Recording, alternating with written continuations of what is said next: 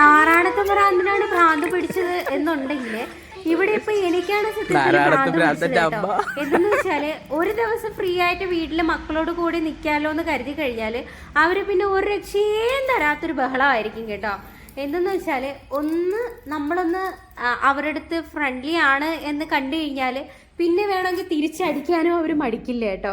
അപ്പോൾ ഒരടി കൊടുത്തതിന് തിരിച്ചടിക്കാൻ വേണ്ടി പോയി വെയിറ്റ് ചെയ്ത് നിന്നൊരടിയൊക്കെ പറ്റിച്ച് വന്ന വിജയസമ്പന്നനായി വന്നേക്കുവാണേ. അപ്പോൾ അവന് ഞാൻ എടുത്ത് കറക്കി എന്നിടത്ത് വീണ്ടും അവനൊരു അടി പറ്റിച്ചു. പിന്നെ ആ കല്ലും മണ്ണും ഒക്കെ വാരി പിറക്കുന്നുണ്ടായിരുന്നു കേട്ടോ. അപ്പോൾ അതിനിടയിൽ അവൻ എസ്കേപ്പ് ആയെങ്കിലും ഞാൻ ഇവനെ ഒന്ന് പൊക്കി എടുത്തിട്ടുണ്ടായിരുന്നേ. ആ പൊക്കി എടുത്ത ടൈമിൽ ആ കല്ല് വന്ന് നേരെ അവൻ്റെ കാലത്തന്നെ വീണയാണ് ഉണ്ടായിരുന്നത് കേട്ടോ. അപ്പം ഞാനത് ശ്രദ്ധിച്ചില്ല.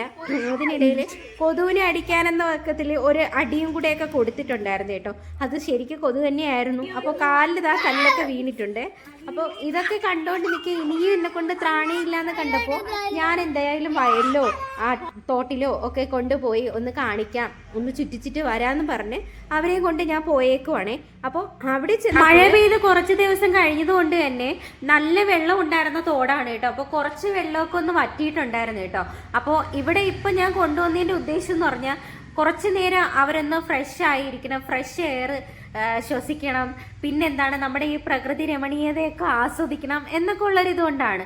ഈ കൊച്ചുനാളിൽ ഞാനും ചേട്ടനും ഒക്കെ ഇതുപോലെ ഇവിടെ വന്ന് മീൻ പിടിക്കുകയും ഒക്കെ ചെയ്തിട്ടുണ്ട്. അന്ന് ഇതിപ്പോൾ കേശുവാണ് നമുക്ക് ഈ ചൂണ്ട തന്നത്. ഞങ്ങളുടെ കയ്യിൽ ചൂണ്ട ഇല്ലായിരുന്നു. അപ്പോൾ കേശുവിൻ്റെ കയ്യിൽ ചൂണ്ട ഉണ്ടായിരുന്നു. അപ്പോൾ ഞാനിങ്ങനെ ചോദിച്ചപ്പോൾ അവൻ തന്നെ പുൽച്ചാടീനെയൊക്കെ കൊരുത്ത് തന്നിട്ടുണ്ടായിരുന്നേ. അപ്പോൾ ഞാനും ചേട്ടനും അനിയനും ഒക്കെ മീൻ പിടിക്കുന്നതെന്ന് പറഞ്ഞു കഴിഞ്ഞാൽ തോർത്തിൽ ഇങ്ങനെ രണ്ടുപേര് കോരി ഇങ്ങനെ എടുക്കുക. അപ്പോൾ ആ ഒരു രീതിക്കാണ് നമ്മൾ മീൻ പിടിച്ചുകൊണ്ടിരുന്നത് കേട്ടോ. ഇപ്പോൾ ഇവരെ ഇപ്പോൾ വെള്ളത്തിൽ അങ്ങനെ ഇറക്കണ്ട എന്നുള്ളൊരിതുകൊണ്ട് ഞാൻ നേരെ അല്ലാതെ ചൂണ്ടയ്ക്ക് ഇവർ മീൻ പിടിച്ചോട്ടെ എന്നുള്ള രീതിക്കാണ് നിന്നത്. അത് കഴിഞ്ഞിട്ട് അമ്മ കുറച്ച് ആമ്പലിൻ്റെ തൈയൊക്കെ കൊണ്ടുവന്നിട്ടുണ്ടായിരുന്നു. അപ്പോൾ അത് നടാൻ വേണ്ടിയിട്ട് കുറച്ച് ചെളിയും കാര്യങ്ങളൊക്കെ വേണമെന്നുള്ളതുകൊണ്ട് അതും കൂടി എടുക്കാൻ കണക്കാക്കിയാണ് നമ്മൾ വന്നത്. ഇതിനിടയിൽ മോൻ്റെ ചെരുപ്പ് ഒന്ന് ചെളിയിൽ കുരുങ്ങിപ്പോയിട്ടുണ്ട്. അത് ഓടിക്കളിക്കാൻ നോക്കിയതാണ്. പിന്നെ അവസാനം എടുക്കാൻ പറ്റാത്തത് കാരണം കൊന്തി പോവുകയാണ്. ലാസ്റ്റ് പിന്നെ ഞാൻ തന്നെ പോയി എടുക്കേണ്ടി വന്നു. അപ്പോൾ ഇതെല്ലാം കഴിഞ്ഞ് നേരെ വീട്ടിൽ ചെന്നിട്ട് ഇപ്പോൾ നേരത്തെ എടുത്തുകൊണ്ടിരുന്ന വീഡിയോ നമുക്ക് ഒന്നുകൂടെ ഒന്ന് എടുത്താലോ എന്ന് വിചാരിച്ചു. ഈ വീഡിയോ ശരിക്കും പറഞ്ഞാൽ ഇങ്ങനെ എടുക്കുന്നത് എൻ്റെ ഒരു ആത്മസംതൃപ്തിക്ക് വേണ്ടിയിട്ടാണ് കേട്ടോ.